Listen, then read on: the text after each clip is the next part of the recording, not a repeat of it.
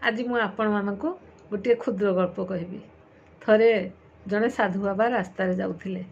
ଆଉ ଜଣେ ଗରିବ ଲୋକକୁ ରାସ୍ତାରେ ଭେଟିଲେ। ଗରିବ ଲୋକଟି ଜଙ୍ଗଲରୁ କାଠ ହାଣି ମୁଣ୍ଡରେ ମୁଣ୍ଡେଇ ଫେରୁଥିଲା। ସାଧୁ ବାବା ତାକୁ କହିଲେ, ବାବୁରେ ମୋତେ ବହୁତ ଭୋକ, ମୋତେ ମୁଠେ ଖାଇବା ପାଇଁ ଦେବୁ? ଗରିବ ଲୋକଟି କହିଲା, ମୁଁ କ'ଣ ଦେବି ଆଜ୍ଞା? ଆମ ଘରେ କ'ଣ ଅଛି ମୁଁ ଆପଣଙ୍କୁ ଦେବି?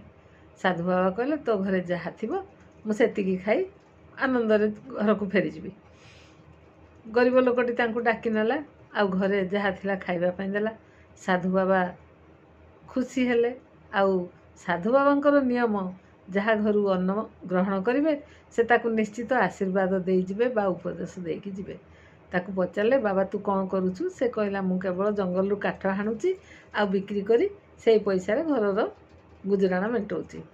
ବାବା କହିଲେ, ତୁ ଆଉ ଟିକେ ଆଗକୁ ଯାଆନ୍ତୁନି? ଗରିବ ଲୋକଟି କହିଲା, ହଁ ଠିକ୍ ଅଛି, ମୁଁ ଆଉ ଟିକେ ଆଗକୁ ଯିବି। ତାପରେ ସାଧୁ ବାବା ଚାଲିଗଲେ।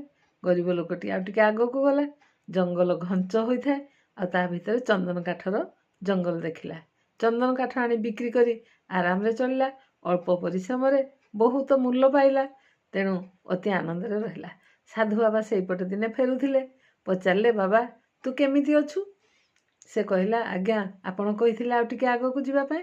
ମୁଁ ଆଉ ଟିକେ ଆଗକୁ ଗଲି, ଚନ୍ଦନ କାଠର ଜଙ୍ଗଲ ଦେଖିଲି, ଚନ୍ଦନ କାଠ କାଟି ଆଣି ଆରାମରେ ବିକି ଚଳୁଛି। ବାବା କହିଲେ, ତୁ ସେଇଠି ରହିଗଲୁ, ଆଉ ଟିକେ ଆଗକୁ ଯାଆନ୍ତୁନି? କହିଲା, ଠିକ୍ ଅଛି ବାବା, ମୁଁ ଆଉ ଟିକେ ଆଗକୁ ଯିବି।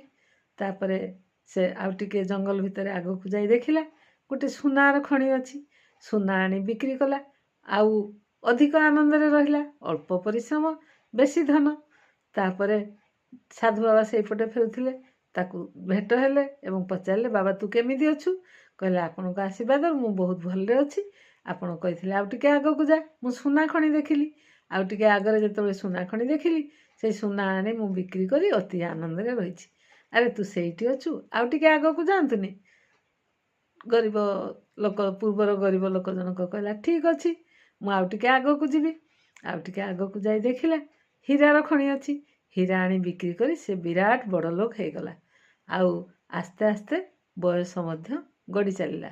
ସେତେବେଳକୁ ଚମ ଧୁଡ଼ୁ ଧୁଡ଼ୁ ହୋଇଗଲା।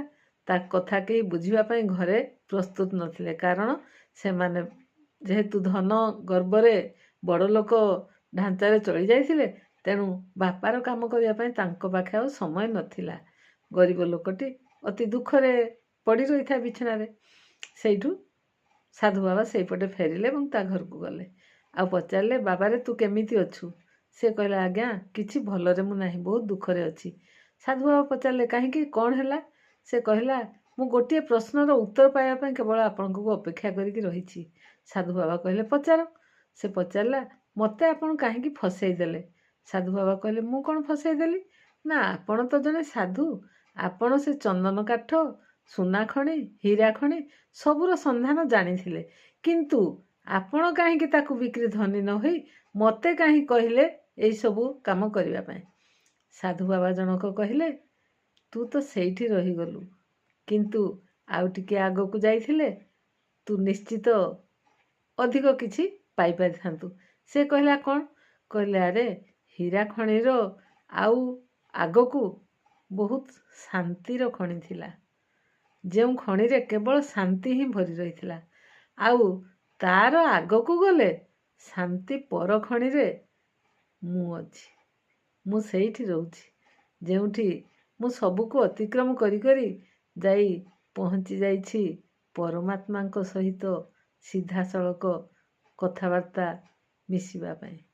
ତେଣୁ ତୁ ଆଉ ଟିକେ ଅପେକ୍ଷା କରିଥାନ୍ତୁ, ଆଉ ଟିକେ ଆଗକୁ ଯାଇଥାନ୍ତୁ, ଧୈର୍ଯ୍ୟର ସହ ଯାଇଥାନ୍ତୁ।